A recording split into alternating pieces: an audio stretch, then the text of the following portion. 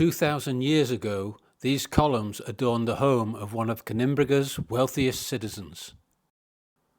Welcome to Conímbriga, Portugal's best preserved Roman city. For over 5 centuries it thrived with grand villas, elaborate mosaics and remarkable engineering. Today only a fraction has been excavated, yet the scale and beauty of what remains are breathtaking. Join me as we walk its streets, step inside its houses and baths, and uncover the stories these ancient stones still tell. We begin our visit beside the Roman road that once connected Conímbriga with Coimbra, known in Roman times as Aminium, just 16 kilometers to the north. There it joined the great north-south route linking Lisbon, Alicipo, with Braga, Bracara Augusta. Passing a pair of 2nd century mosaics, we arrive at the home of a wealthy family, built in the 1st century. Its name comes from a striking design found in one of its restored mosaics. Many of the floors here have been carefully reconstructed, offering a glimpse of the elegance and artistry that once filled this house.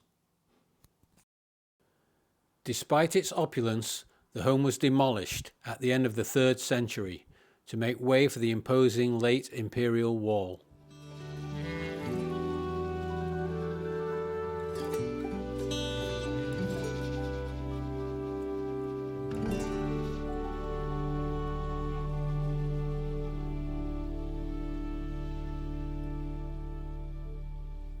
The same fate awaited the neighbouring residence, known as the House of Skeletons. After its demolition, the site became a cemetery in late Roman and medieval times.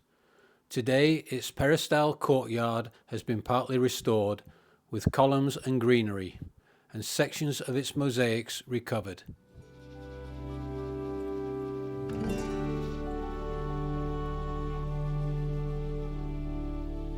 Close by is the Baths of the Wall, built in the 1st century. It had 2 distinct sections, suggesting that men and women could bathe here at the same time. Like its neighbours, it was abandoned in the late 3rd century. Crossing to the other side of the Imperial Wall, we reach the largest and most impressive residence in Conímbriga, the House of Cantaber, named for a prominent 5th century aristocrat. Spanning more than 3,200 square meters, it is vast in scale and ambition. We begin with its private bathing complex, the only one known in the city. Built in the 2nd century, it was upgraded in the 3rd and 4th centuries. Here you can still see the furnaces that heated the water, the cold pools, and the distinctive hexagonal heated baths. The main house dates back to the 1st century and may have remained in use into the Middle Ages. It had around 40 rooms grouped into 5 areas, each arranged around its own peristyle courtyard.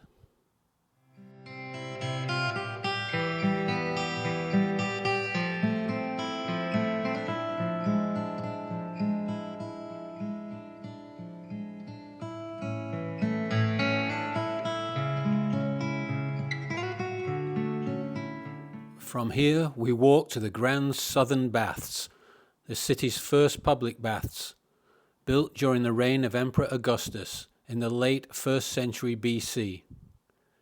Surviving features from this period include the cold water pool and the city's oldest mosaic flooring. A century later, during the rule of Emperor Trajan, a new and more extensive bathing complex was built on the same site.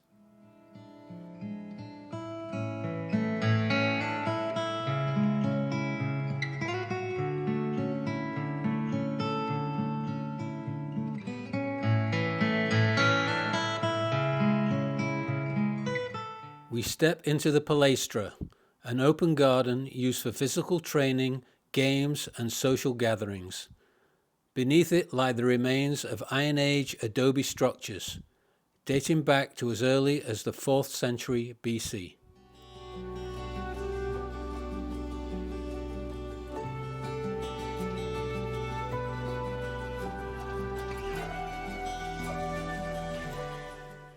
Heading north from the baths towards the Forum, we pass through an area that once held a mix of houses and shops. After the Forum's temple was converted to a Christian church in the Middle Ages, this area became a cemetery. The Great Flavian Forum was the heart of civic life. At its centre stood a temple, measuring over 10 metres long and 7 metres wide, surrounded on 3 sides by a covered portico. The 4th side opened onto a large central square.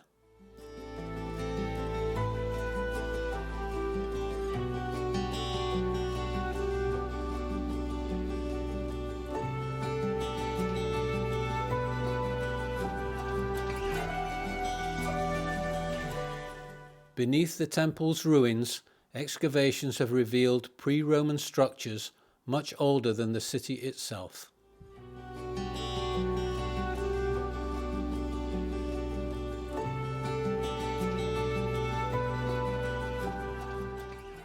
We continue past fragments of columns, plinths and carved slabs until we reach the Castellum, a massive rectangular water tank where the city's aqueduct ended its journey from nearly 3 kilometres away.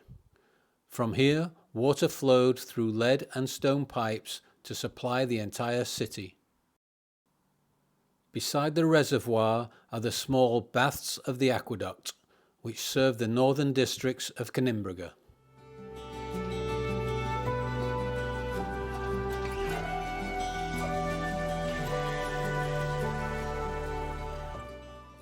Passing under a surviving stone arch, we find ourselves at the northern end of the House of Cantaber.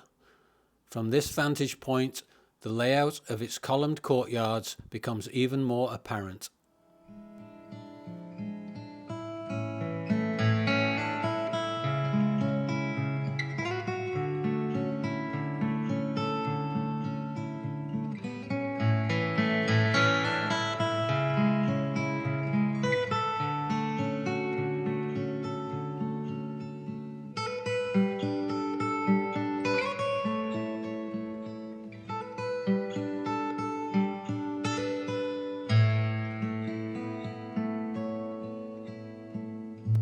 Nearby stand the remains of the Imperial Wall, 4 metres thick and once guarded by 2 massive towers and a double gate that could be raised or lowered as needed.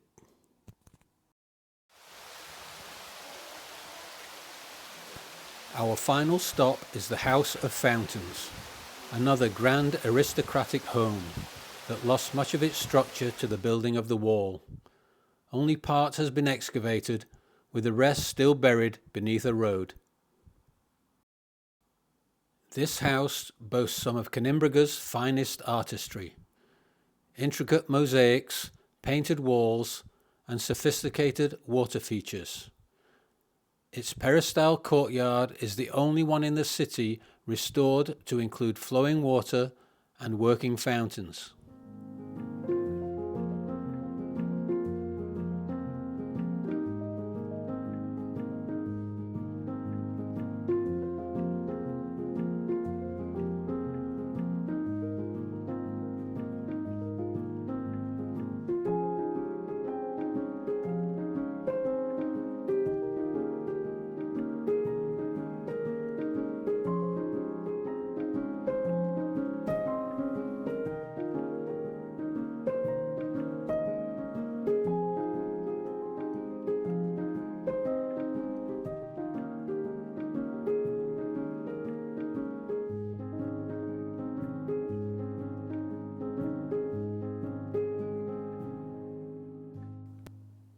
The mosaics here range from mythological scenes, such as Perseus feeding Medusa's head to a sea serpent, to lively hunting scenes.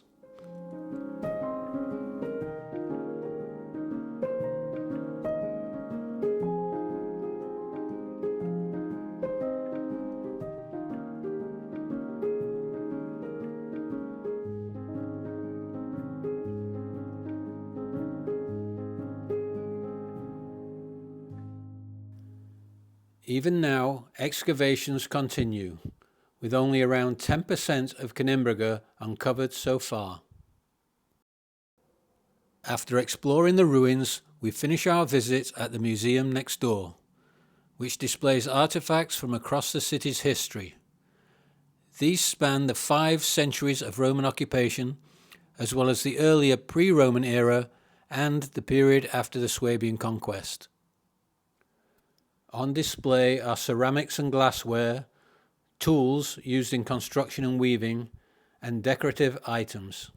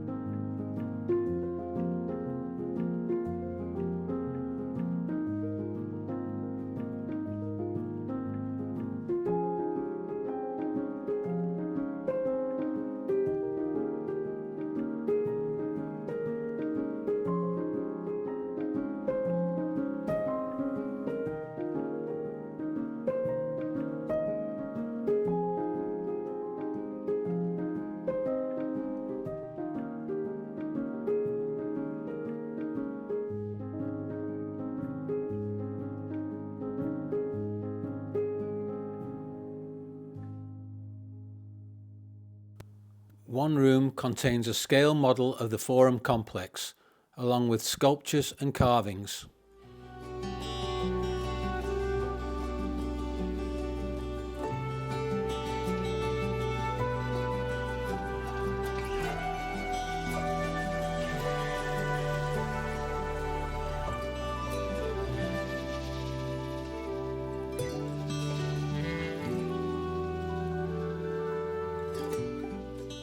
In another, a remarkable mosaic depicts the labyrinth of Knossos, with the Minotaur at its centre.